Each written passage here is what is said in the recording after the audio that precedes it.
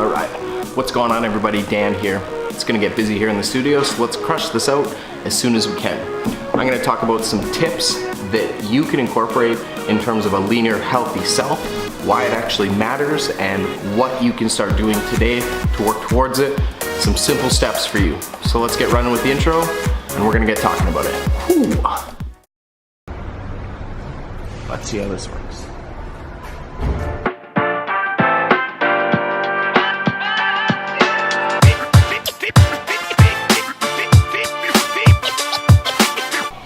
Alright, so let's talk about locking in nutrition as well. Big thumbs up is always appreciated for this video, and if this is the first time you're coming across my channel, definitely consider a subscription because there's going to be more beneficial information for you guys going forward. So I'm sure you've heard a lot of these before. There's nothing special, there's nothing glamorous, but my question to you guys is, are you actually doing it? If you're watching this video, probably not, or you're looking for something that's outside of the foundation or the pillars that I'm gonna be talking about, there's really nothing glamorous here, but these steps are effective and will help you out in terms of getting leaner and healthier.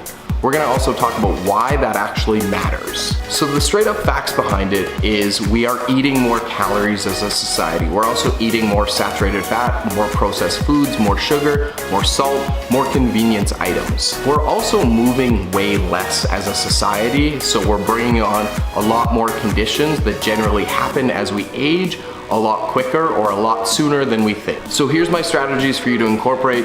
Rather simple, but incredibly effective. These are things that I try to incorporate for as many meals as I can, and it's made a massive difference in my overall health, and I'm sure it will make a difference for you guys as well. The first one is veggies at every meal. Whether it be raw or lightly cooked, adding veggies in for every meal or snacks will make a big difference.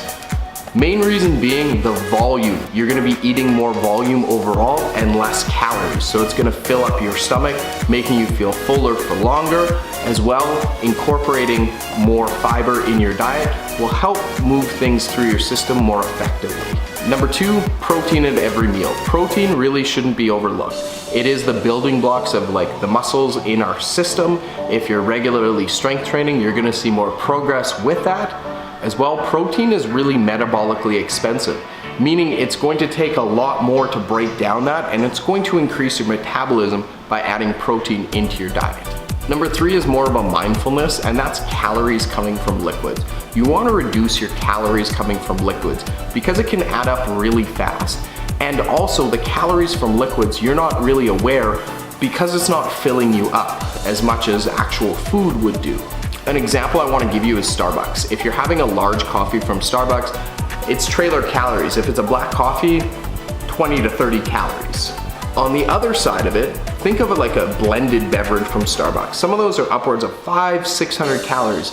So you're adding 100 times the calories in terms of just liquid. So being mindful of your overall calorie content coming from liquids is essential in terms of overall health. You want to think of coffee, water, tea in terms of the liquids that you're intaking.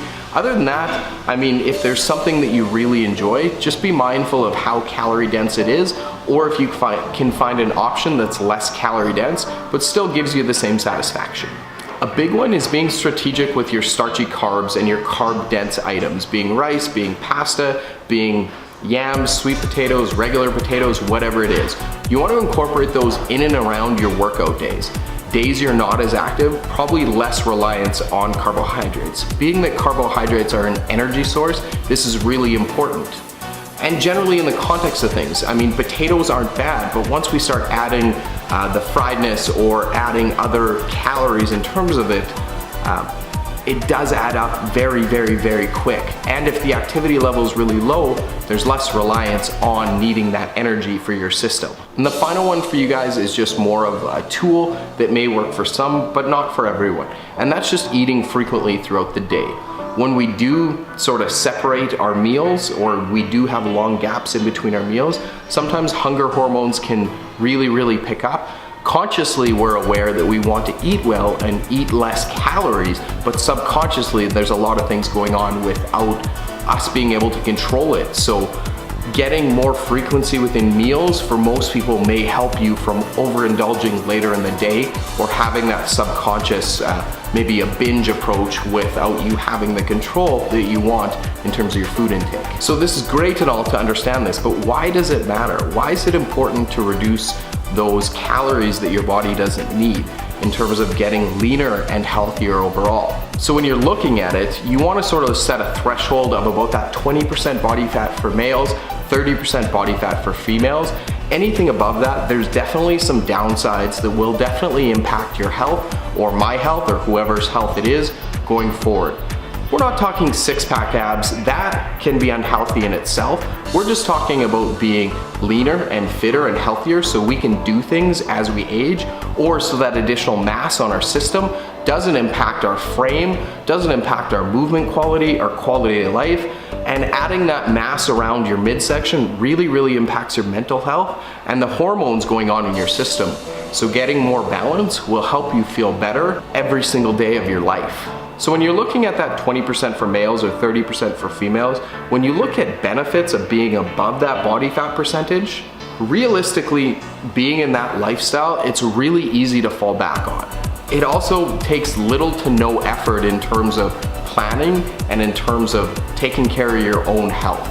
So what are the trade-offs of being above that body fat percentage threshold? Well, you're gonna notice poorer health, physical and mental health right off the bat. Lower energy levels, definitely a lower life expectancy. You may need medication to manage your lifestyle, and that may impact your independence far before you want it to. What you're doing, you're eating more processed foods, you're eating bigger portions, you're eating quickly and not focused on your food intake. What you're doing less of is activity or exercise of any source, eating fewer whole unprocessed foods, and you're probably sleeping less overall. So we want to see a shift in those. Eating better food, eating less calorie dense food, moving more, sleeping more, those things will get you to that body fat percentage that improves your health overall.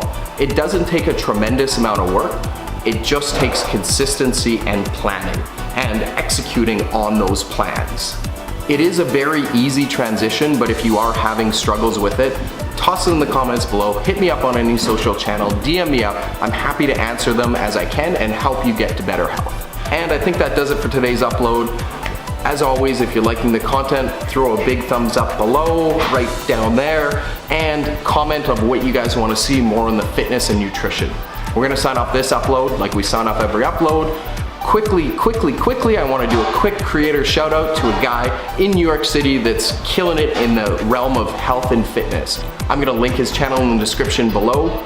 Abel or Quotable, check him out on social media, check him out on Instagram.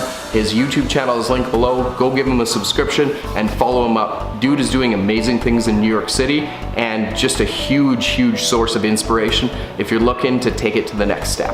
Okay, so we're gonna sign off this vlog in 2018 style. Optimism, positivity, you can't have enough of it. Breathe, eat, live that shit. Be all about it. That's all for today's upload. We'll see you guys in the next one.